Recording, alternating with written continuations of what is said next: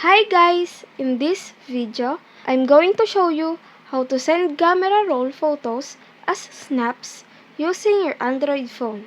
So keep on watching and let's get started. First, open your Snapchat application. Then click Discover on the lower left corner. Then beside the trending lenses, click Explore Lenses.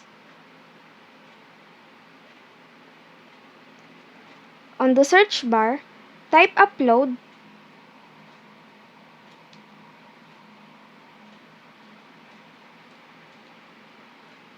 Then click Image Upload.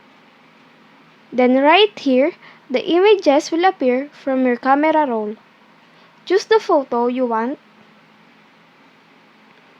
For example, this one. Then zoom in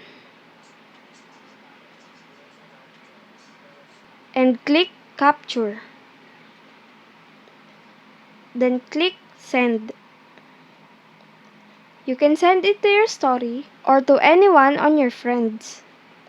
And that's it. If this video helped you out, please consider leaving a like and let me know in the comments if you have any question.